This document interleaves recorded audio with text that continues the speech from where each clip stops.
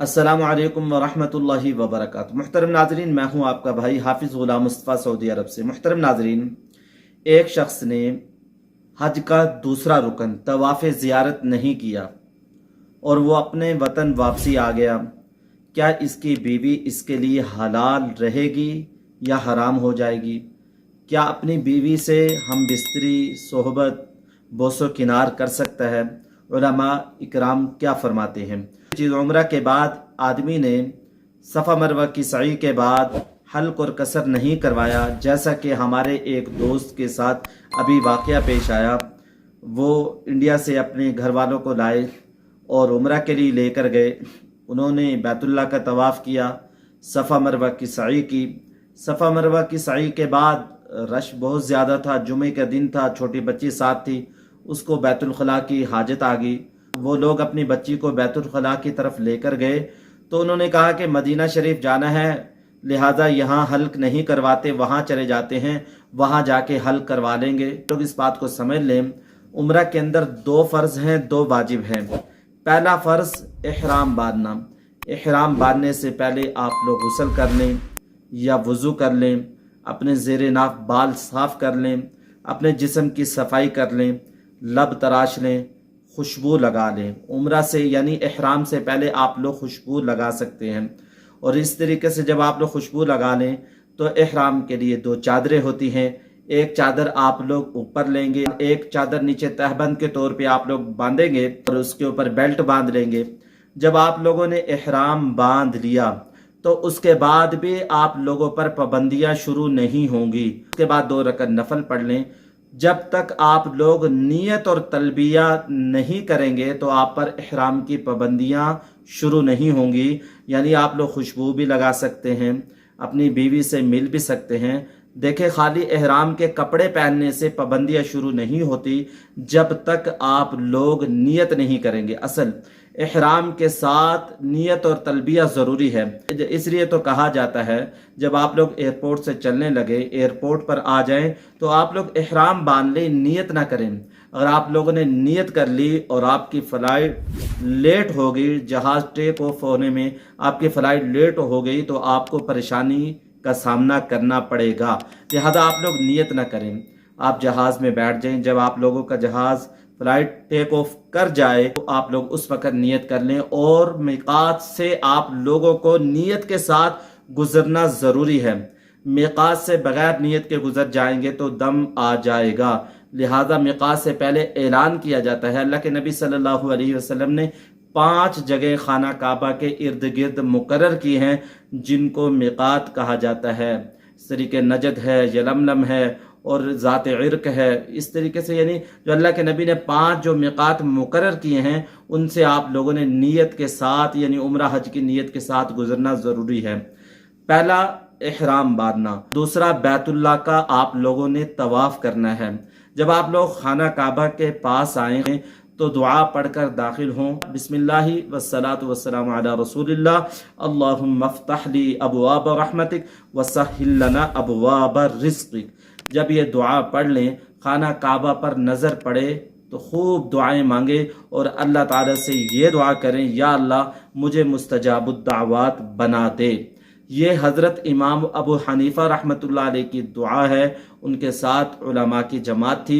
उन्होंने कहा कि आज देखते हैं हज़रत इमाम अबू हनीफ़ा रहमतुल्लाह अलैह आज क्या दुआ मांगते हैं। उन्होंने पहली नज़र के वक़्त ये दुआ मांगी, या अल्लाह आज के बाद जो भी मैं दुआएं मांगूँ सारी की सारी मेरी कबूल हों।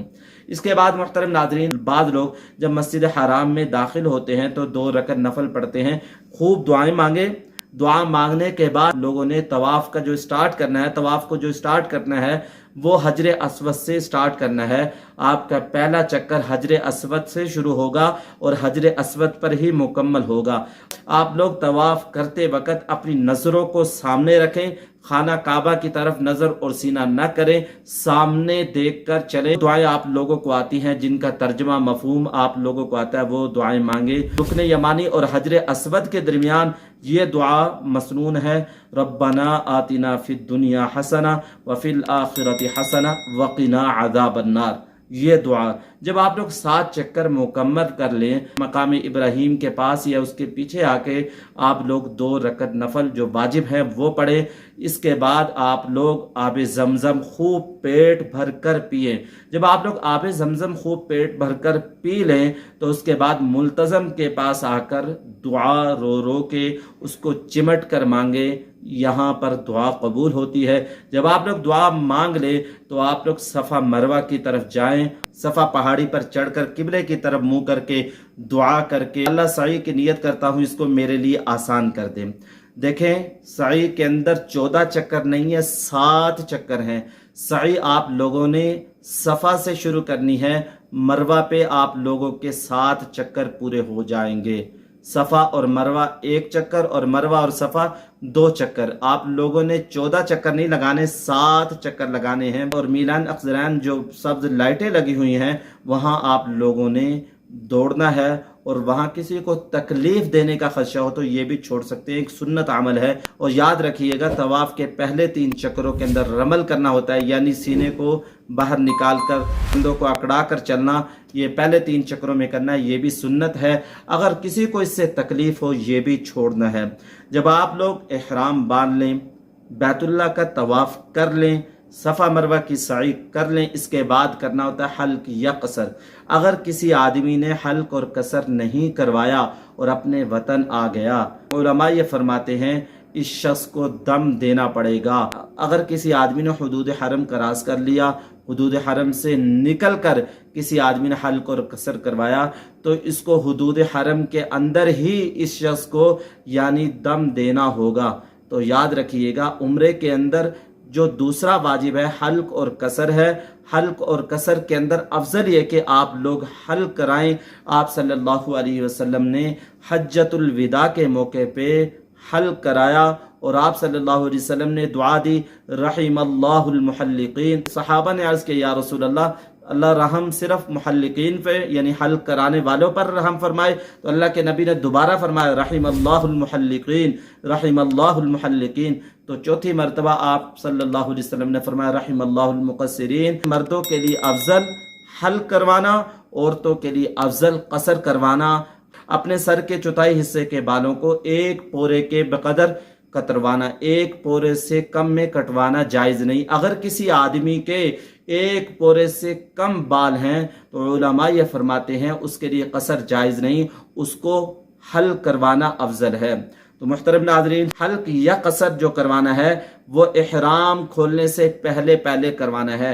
اگر کسی شخص نے احرام کھولنے کے بعد حلق اور قصر کروایا تو اس پر دم آئے گا اور حدود حرم کے اندر آپ لوگوں نے کروانا ہے. حج کا دوسرا رکن طواف زیارت ہے. اگر کسی شخص نے طواف زیارت نہیں کیا، اپنے وطن واپسی لوٹ آیا تو اس کی بیوی اس کے لیے حلال نہیں ہوگی. یعنی بیوی سے بوس و کنار صحبت کرنا جب تک یہ آ کر یہاں طواف زیارت نہ کر لے، اور اس پر دم بھی آئے گا. دعاؤں میں یاد رکھیے گا. اللہ پاک کی ذات عمل کرنے کی توفیق نصیب فرمائے. السلام علیکم ورحمۃ اللہ وبرکاتہ.